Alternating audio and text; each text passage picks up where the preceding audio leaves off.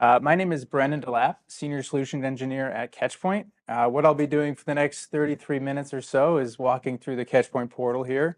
Feel free to ask questions for the folks in the room here. We'd love to make it as interactive as possible when I'm clicking through. I can literally go anywhere through the portal whenever you want me to, so feel free to stop me if you'd like to. But where I would like to start is this internet stack map visualization that you see on my screen here today. What we're looking at is actually the inner workings in the entire internet stack for a demo movie ticket booking app. So think of it, Fandango or ACM and just going on and booking a movie ticket, right? A long jersey or user flow, maybe it's, logging in, finding a movie, picking that right seat, a lot of microservices, a lot of backend database calls occurring throughout that user transaction. However, as Mehdi mentioned, the user doesn't know, doesn't care, or doesn't understand any of that. So that's where Catchpoint comes into play and helps out SREs, DevOps, essentially anyone responsible for observability of their platform. Yep. How did we get here? How did we get all this stuff on the screen? Is it an agent, or are you just pointing to endpoints? What does that look like? Yeah, so how did we get here? So I can jump forward there. There's a couple of components here that goes into this stack map. And the first component would be, well, let's monitor what matters. So that's where you come into the control center here, and you have the ability to set up synthetic monitors, which are essentially just emulated tests, different protocol types. If we want to start at the lowest level here, so BGP, for example, if you do manage your own networks, or if you want to keep an eye on your cloud provider, you can drop in the prefixes for those. Then we get into the more network side of things, right? Can a user actually reach that service or this movie ticketing app from a traceroute or a ping perspective, whether it's TCP, ICMP, or UDP, or QUIC nowadays. Was that created manually, that map, or did you? Yeah, how do we get the... Yeah, no worries. So you set up all these tests, and then within Catchpoint, we do have a sense of what we call auto discovery. So you just drop in a domain that you're testing. We'll go ahead and look through all of the tests that we have or that you have configured in Catchpoint, and then we'll spit out some of these known third-party services that either we're already monitoring for you and have a sense of, all right, this request is hosted by this provider, or this IP links back to Akamai, for example. So we're doing all that behind the scenes and then pulling out the test data that is coming from those tests that you have. So in this case, we can see, obviously, this is the primary domain of a user coming to this application. We then have a DNS layer with several different DNS providers, each one of them having different service time, different availability metrics. We get into the front end layer here. In this case, we're using CloudFront. This is where we see a little more latency and some downtime and packet loss. There are different third-party tracking pixels, different third-party APIs that may be occurring on the initial page load there, like DoubleClick, as Mehdi mentioned, Optimizely, Tag Manager, right? How are those services impacting the overall experience? And then we get into, more of the potentially back-end cloud infrastructure type layers. So origin or API gateway, right? Are you using AWS? Are you leveraging their API gateway? And then you can actually go into the more back-end services. Are you using Lambda for your microservices? Is that where we're seeing impact of or increase of service time or latency?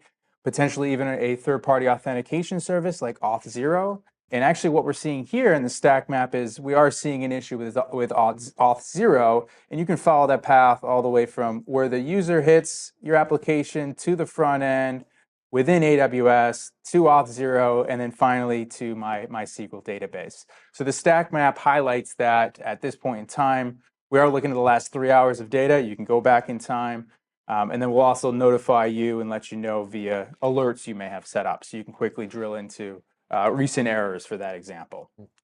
So there is some auto discovery, but if there's obviously customization needed, some of these could be internal custom services that we obviously don't know about. So you can come in there and create those custom services as well. Right, so stuff like the MySQL database, that's not necessarily discoverable by crawling the website, right? Correct, yep. That's a detail I would have to add. Correct, yep, exactly. And then some of these for, those microservices as well, right? You can come in here and say, well, this is my seat service. It's based off of this domain or this URL. Any test that is essentially calling out to that, pull that into this specific service in this layer on the stack map. Okay. So we can see Does any of your integrations with the APM tooling help with building out the internal infrastructure behind this? I'm sorry, can you repeat the question? Does any of your integrations with the APM tooling help with building out the internal components of this stack map? So with the integrations with like an APM tool, it'd be more like pushing the data to the APM tool. Okay. We do support, as Mehdi mentioned, tracing and open telemetry, and that will be coming here in the stack map. So we'll actually be introducing that, and that'll obviously automatically pull out, all right, what is that service that's called? What is the endpoint, right? Are there any, exceptions or failures from that server perspective? But to answer your question, we have integrations with companies like ServiceNow, where companies that have like that single source of truth being ServiceNow, feeding automatically some of this stuff and automatically creating the test in Catchpoint. Okay. And then that will surface into StackMap. Yep. The one thing I'm seeing here, and I'm guessing that the topology of the stack map will also then alter based on the time period you're looking at. So you are actually seeing how it was at that time, and then you can really see the diff, Exactly. And then when issues do occur, right, obviously highlighting and pinpointing at a glance, what could be going wrong at this point in time, in which we realize that it's an issue with my MySQL database. It's caused by the authentication service, and obviously my front end users are seeing that when they're not able to log in. When you've got let's say you've got a Dynatrace, or you've got something else that's different sources. Yep. Is there a way that you can kind of go from here? Is there any integration to those third parties where you can say, like, kind of open this app in my APM? Absolutely. Yep. So we have deep integrations with most of them, where literally from here you can click and link directly to a trace inside Dynatrace or inside Datadog or whatnot. Yep. And we have some customers that have they went public, and so SAP, for example, big Catchpoint Dynatrace integration, flawless integration where it's like literally click and then land directly inside Dynatrace and be able to explore. So seamless for the user. Yeah, exactly. And then through Catchpoint here with open telemetry, you can actually do the same. So I'm just looking at some recent tracing errors here. So client abort exception, 401 errors, SQL exception. You can then come in here and see, all right, what are those traces? Again, these could be synthetic or real user. So not relying on your real users to have or cause that exception. You can actually use your synthetic tests, and then your one click into a trace chart for that example. You can act as an upstream OTel collector for any OTel native inbound. Yep, Nice. exactly. So for example, here we can see, all right, this specific trace map, right? What failures occurred? We have a couple of 401s, and then at the end of the day, database not responding for this specific trace. Womp womp. Excellent. So hopefully that answers the question of how this was put together through your existing synthetic tests that you created. We have auto discovery, and then you can also come in here and customize your layers, customize your services according to you and internally how you see your internet stack. And people have multiple stack maps, right? Exactly. So this is not just one and you're done. Like we have customers that have, like, for example, a shopping stack map, a delivery, a warehouse stack map, right? So different services can have their own map, because different teams are in charge of different functions. What kind of visibility and capability you have inside things like Vercel, Heroku, and Replit and such, where that SaaS layer is kind of obscured, but there's obviously something that could affect it. Right. So one of the best integrations we have done, just because of relationship with GCP, I would say, is the Google Cloud integrations. We've built custom, just because of a lot of mutual customers, and sometimes we just have to follow where the customers are, and so we have a lot more customers on GCP that have pushed us to do some really cool innovation where we can go really deep in GCP and bubble the data in Catchpoint, and vice versa. If they're using GCP, they almost are qualifying themselves as performance oriented. Like Yes. they're after the Or science they are of allergic delivering. to all things Amazon. Yeah. Is there an overarching map? If I didn't create a stack map, is there an overarching one that's like a catch-all where I'm not sure where I'm having the problem, but it shows me here's the problem, and then I can We tunnel have in? default dashboards. I mean, think about StackMap as an Uber like a zoom in onto Right. it or something, which Yeah, Yeah, there's several different ways to visualize the data. But so, for example, you can look at geomaps, right? What I'm looking at here is actually synthetic and real user data side by side. You can see the correlation here, right? With whether it's emulated or then seeing that from the real user perspective. So it all depends on, do you need to see a geomap? What specific metrics or services do you want to keep an eye on? So that's where you would kind of get your catch-all when it comes to coming in at first and setting up your initial visualizations. I'm assuming you have some default dashboards already set up, everything. Yep, definitely. If I don't have the dashboard set up and I just come in there, how the heck do I know what I'm looking at? That would be the one. But one of the things that we pride ourselves is with our service. So meaning that, again, we are software as a service. The word service at the end means that there is a very big white glove. Not that it's complex or whatever, but we truly believe in having that aha moment as quickly as possible with our customers. So you can have it through tools, but we also believe in making sure that, hey, let's accompany them and get them to that aha moment as quickly as possible. So we have dedicated what we call value engineers. So they spend time with our customers post-sales in making sure, and this is part of the service, where we spend time making sure that they get the value out of the product. And you help setting up all those Yes. tests and all those services. Yes. And Yep, exactly. And some people said, leave us alone. We've used the product. And they can before. We know what we do. Oh. That's fine. Yeah. Do you see a lot of mixed environments? The first thing I think of is, even if I'm running Dynatrace, if I got 1,000 applications, only about 100 are actually going to be instrumented by Dynatrace. The rest are going to be some homegrown sort of thing where, like, this seems like you could map really well to those because you can take it all in. What are the interactions between mixed APMs? Like, do you ever get duplicate data? How do you manage where there's a lot of information that could be driving, two APMs seeing the underlay? How do you reconcile what's what? So about 90% of our customers have an APM solution of sort. The big ones, of course, we see a lot of Dynatrace, we see a lot of Datadog, right? So these are the two major ones we see day in, day out. Then there is New Relic, and then there is AppD kind of thing. But there is also a lot of new stuff coming in, right? Open telemetry, Grafana. There are a lot of new things as well.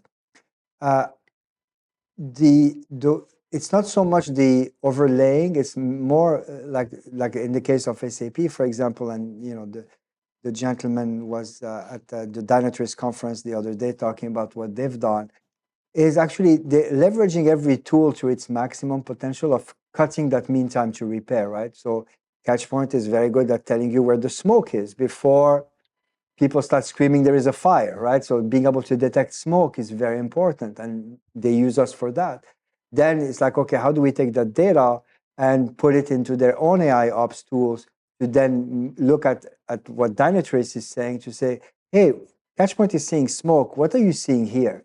Oh, look, we're starting to see database latency or error crashes or some stuff like that, and then bubble that stuff up. So it's not so much like the union of the two products, but it's like, okay, I'm getting signal here. Let me validate it somewhere else and keep on going until the triangulation example I gave. And the most important use case there is, right, what if your servers aren't actually up and running, right? That's where the external synthetic will come into play and be like, hey, there's an issue. You may not be seeing this. You may not be actually seeing traces or events on your APM solution because no one can actually reach your application. So that's also where we come in and kind of, can be that we can find that smoke at the end of the day before it becomes a huge fire. Segueing over into, so I kind of showed you like how we monitor what matters, right? So it starts with breaking it down into different emulations, right? Different types of tests. You're not just looking at a 200 OK and saying, all right, well, my users can now book a ticket, because unfortunately they can't, right? There's more than just reaching the website to actually, check out for that movie ticket. So taking that over into monitor from where it matters. So Mehdi touched on this a little bit. We are close to 3,000 intelligent agents for you to leverage from a global perspective here. And how we do that is we break it down into different network types, getting closer to where your end users actually are. Typically, what you'll see today are providers allowing you to monitor from the cloud, whether that's AWS, Azure, GCP.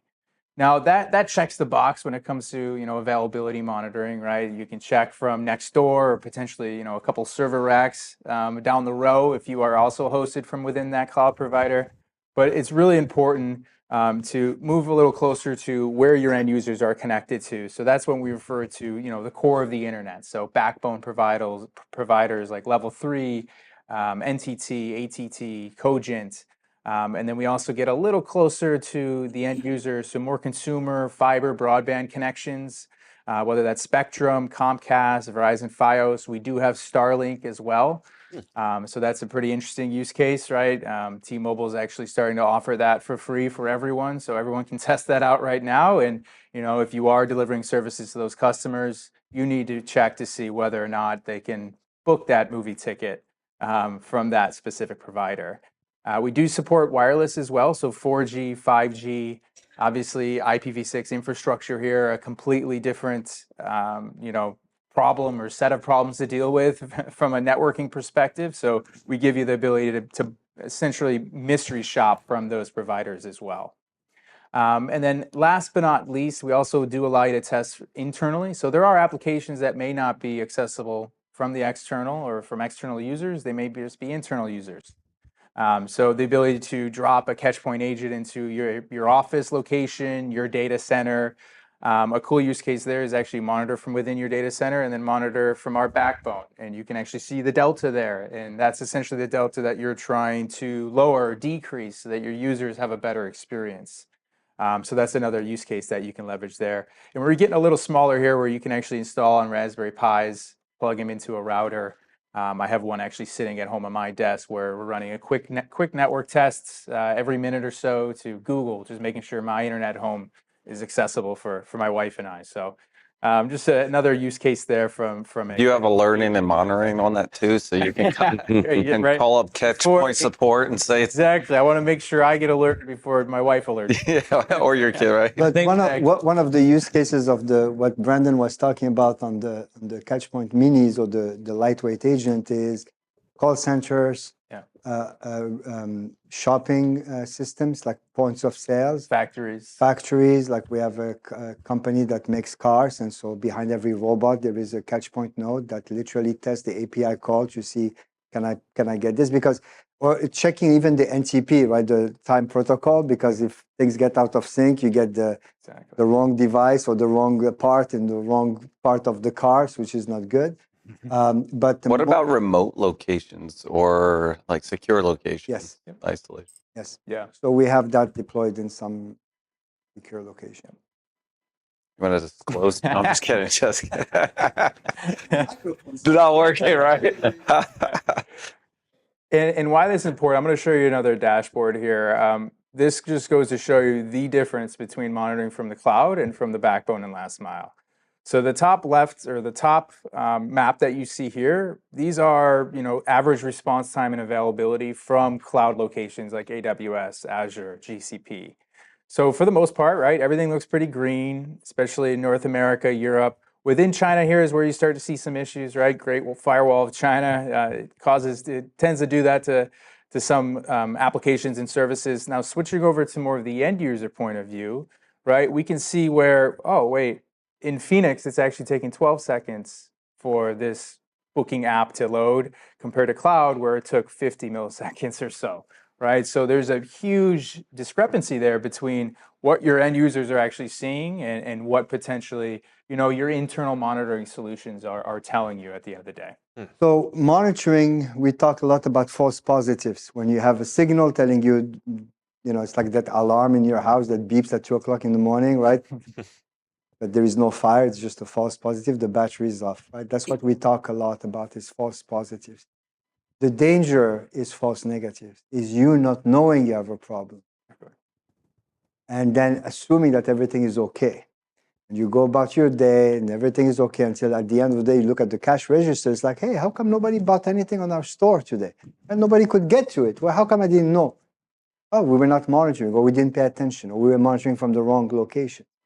So what Brandon is showing is that false sense of safety and security that some companies have. It's like, oh, I am doing monitoring, but I'm monitoring from the cloud because my mom doesn't connect to the cloud. Her ISP is not Amazon. So not knowing is very important. So the false positives, but the danger is that false negativity, not knowing that you have a problem. And what sort of, like, so when you're monitoring from this many different locations, what are some of the things that you set up with companies when they're getting started to actually track what's important to them in terms of understanding false positives? What's a real problem? I think if we start with what Mehdi started with, like, what's that main service of your business, right? Do people buy cars from you? Do people buy tickets from you, right? So typically where we start is that transaction is probably the most important, right? So at the end of the day, I want to end up scripting that user flow using Playwright or Puppeteer or Selenium to ensure that, every minute, every 5 minutes, every 15 minutes from these points of presence, a user can complete that task. And then from there, we start peeling that onion and we say, all right, well, what goes into that? Obviously, there's a DNS resolution. There's an HTTP object that you need to get. It needs to return a 200 OK. SSL is also important, making sure that, your certificate's not expired or there's no performance degradation because of your SSL provider. So that's how we go into it, and we start picking apart their application or their service and set up dedicated monitors for them. Okay. And then obviously, where are your users coming from? If you don't have users in China, obviously don't monitor from China. They probably can't reach it anyways. So those are the kind of scenarios that we walk through with customers. And then the last piece is obviously get the data or the alerts in the right hands as quickly as possible. So where do we need to route these issues to? Is if it's a DNS issue, right? Do you have an SRE team, or do you have a team dedicated just for the DNS side of things? And then obviously developers as well. If it's a JavaScript issue, pass that along as quickly as possible to the dev team. Yep. Gotcha. I think you said it there, sorry, but how are the tests written? What tooling? Yeah, so if we look at the user flow kind of scenario, Playwright, Puppeteer, and then Selenium is what we started at, but that's obviously, it's going away in the industry. So we're moving over towards the Playwright and the Puppeteer scopes. Cool. Yep. And then the other test is just drop a URL in, drop a domain, drop an IP, and we'll just simply run a trace or DNS resolution to that. Yep. And is that something that your team helped with in writing those tests if needed? Yes. Yep, definitely. So my team specifically, the solution engineering team, we help with getting those initial tests set up during a POC or an onboarding phase. And then as Mehdi mentioned as well, we have dedicated value engineers and customer success teams afterwards that are with you throughout the entire journey, because what you have configured today for your application might be different a couple of days from now. Or maybe Internet Stack Map is telling you, hey, you actually have a dependency you might not know about. Let's go ahead and set up a test against that as well. Something that's slightly adjacent but maybe relevant. Do you guys do any performance and load testing services? No? Okay. Yeah, no. Okay. We do a great job of letting you, if you are doing load testing, Catchpoint will tell you, hey, there's an issue starting to creep up here. I was just thinking some of those tests in those frameworks are relevant when you're trying to run through load testing and performance testing, right? So we have a lot of customers in the e-commerce vertical, and so they spend a lot of time. We have special programs during the holiday. We have this thing called Black Friday monitoring, where we offer some really dedicated high-end monitoring capabilities with a full white glove service. And usually we start working with those customers in the summer. While they're doing their load testing, they're using us in parallel to say, okay, did we detect the right things? There is another group that we work with, is the security team, because we're usually the first one to see the smoke.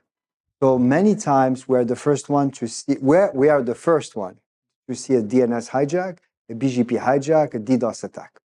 Because we're testing so frequently these properties and these systems that we're the first one to say, hey, there is something abnormal. There is a slide that I didn't share, but this very large company, we detected DDoS attacks before any of their systems were able to catch anything. Because typically, what an attacker or somebody doing a DDoS does is they send these Trojan things to test you, right? They test your perimeter. So they're going to do a little burst, see how you react. Did you move the left foot, the right foot, etc.? Then they basically test your defense systems, right?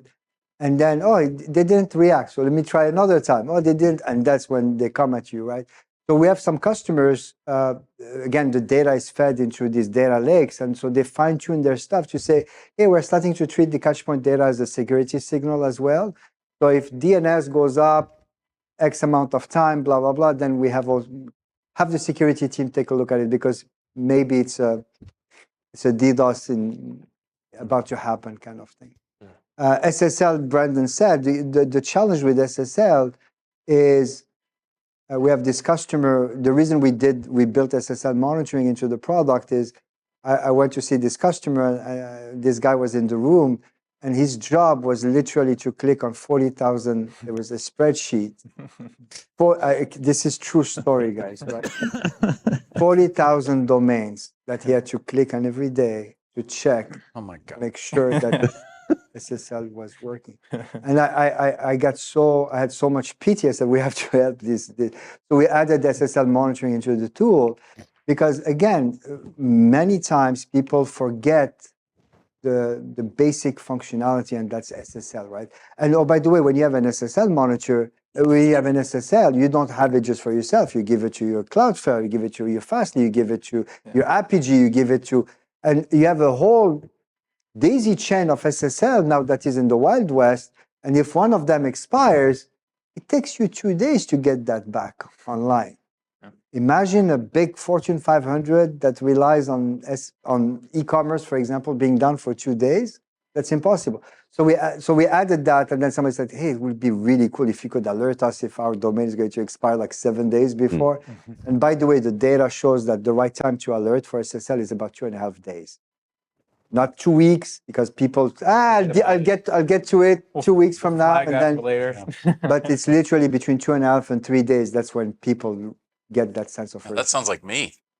Yeah, I think Eric can use that on his 48 domains. Yeah. Meanwhile, that guy no longer has a job. Yeah, I was gonna say. The 40,000 URL guy. Yeah.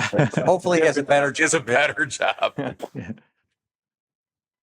So do you actually see a lot of real like internal intra-service and intra-ops like MTLS? Because almost every time I go into a place, they've got all the stuff to be ready for MTLS, but never get it inter-service. They just kind of like trust the boundary, because like as a performance monitor internally, that's also one of the problems, like just the overhead of actually encapsulating the traffic from end to end.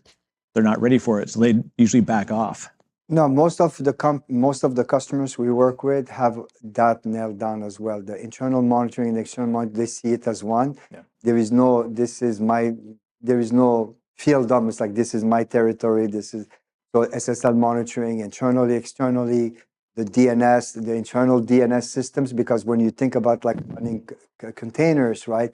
There's a lot of DNS that is involved internally. You guys had the info blocks earlier, right? So we do a lot of work where companies have deployed, for example, info blocks or other IPM tools internally for their DNS. Network connectivity between data centers, offices, multi-cloud vendors. So again, the sophistication with these customers is like they understood that everything is connected. It's about when there is smoke, just you don't know where it's coming from and you can't ignore it, right? So they've learned that the hard way. So if I'm the receiver of an alert SRE team or whoever it might be, am I typically going to come to Catchpoint first, have a look from that point of view, and then if needed, go through to APM tooling from there if we've got it deployed to dig deeper into the issue if it hasn't been surfaced already? Is that the kind of normal workflow that I might do from? Yeah, it definitely depends on the maturity and the scale of the team and the organization that we're working with. But the ideal point is you get an alert from Catchpoint and it tells you what the problem is, right? What's failing? Is it DNS? Is it network? Is it from a specific location? And then you route that to the the team, right? There's no middleman having to jump in and click around in a portal to tell you what's wrong, right?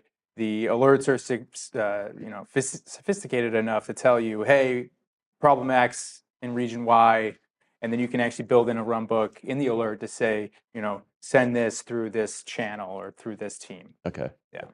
But there's definitely, some organizations where, they get in the tool, maybe they get an alert about packet loss or destination failures. You open up a waterfall and it shows you, oh, okay, traffic stops at this peer on the network, right? Let me go reach out to them and see if we can fix that issue that's going on between those two peers. Okay. The last thing here that I want to leave you with would be our internet sonar map. So Mehdi touched on this a little bit. This is Catchpoint essentially doing the monitoring for you for a lot of these critical third-party services out there, whether it's a CDN, a DNS, a SaaS solution, e-commerce, cloud infrastructure, an ISP. So we're leveraging that global agent infrastructure that we have and all of these different monitor types that we have, and we're testing different applications, whether it's Ultra DNS, specific ASs, weather service. Here I have an example of a generic DNS cloud example. You can then click into that incident that we're detecting, and we'll tell you what potential tests of yours are actually affected by this, or are there no tests affected by it. Where are these issues being seen? So we can see there's 10 different cities throughout the United States here where we're seeing the issue. What are the domains impacted? So if this is a CDN or an ISP issue, you'll see all of your domains and potentially your competitors' domains or some other industries' domains that are also impacted by that outage. And then we'll also go into, are there any correlated events to this specific incident? So is it a Azure West US issue that's then causing an issue for Azure Front Door? We'll be able to correlate that for you as well. And you have the ability to come in here and filter by specific region, specific type of service. You can actually say, show me my stack map and only apply the current state for my services on that stack map. So we can see NS1 and generic cloud having issues, but all these other incident or services do not have incidents at this point in time. So the best way to think about this is like in the good old days when you had the network operations center, you had also 2 TV stations running at any given time. You had like a weather type of station, and then you had either CNN or whatever your flavor is, right? Because people wanted to also understand what was happening geopolitically, weather-wise, all the things that could impact. I remember Monica Lewinsky, for those that were young enough or old enough to remember, but we literally had a peak of traffic at DoubleClick. We didn't understand what was going on, but all the websites were on fire. And then we were pumping ads. We ran out of ad inventory that day, right? We literally did not have enough ads to show. And we were trying to understand what the heck was going on. Well, because there was the president admitting something, and then basically all the news organizations went ballistic. So having that, this is that CNN, that Fox, that whatever TV station you look at in your NOC to try to understand what else is happening on the internet that could explain why I'm seeing certain. How often a day do you expect or want somebody to be in your platform? Like, it's one of those odd things where if you're doing things really well, they shouldn't be in there much, but how do you retain the understanding and commitment of that team with because you're feeding so much information capability, how do you make sure you stay present? We have about 50,000 people on the platform registered, right? So users. I think at any given day, we have about 10,000 people that log in. And then the rest is all APIs, right? You asked about alerts. The majority of our customers consume this data via APIs. So I have a hard time tracking, but there are about 50,000. And then with SAML, it's even harder to track how many people, because for privacy reasons, sometimes we don't even see them in the thing. They log in through their SAML authentication, especially European customers. But the majority of folks is API consumption. Data is consumed somewhere else. But I guess that's on the other side too. APIs are now the new websites, right? Correct. You have to monitor your Correct. API. Yes. I would want to monitor my API as much. Yeah, and our API consumption is through the roof. We are constantly beefing that up just because I mean, we have customers that are pumping millions of API requests a day, consuming, sonar and all the other data. And with the other thing that we have, I wouldn't say visibility into, but one of our data stream is what we call the actual fire hose, where our nodes are sending data, streaming data in real time to our customers. So the data doesn't even come to us. It goes directly to the customer. I mean, it comes to us as well, but they're consuming it in real time. They get the data at the same time as we get it from each node as soon as the test runs, and they are acting on that data. So the people that have built automation, they didn't build automation on like, let's get the Catchpoint data from their APIs. No, they built automation. They're getting it directly from the source. Exactly. So you're doing a dual pipeline to them and to yourself. Exactly. And that's where I saw the most successful automation, because they're acting at the source. That's a level of trust. Correct. Well, it's built over years. The average customer with Catchpoint is 7 years, right? So we have customers that have been with us for 8 years, 9 years, 10 years. And a lot of them, it took them 3-4 years to get to the level of comfort to say, I'm going to build automation based on their data. Yeah. How old is the company? 16 years. Okay. Wow.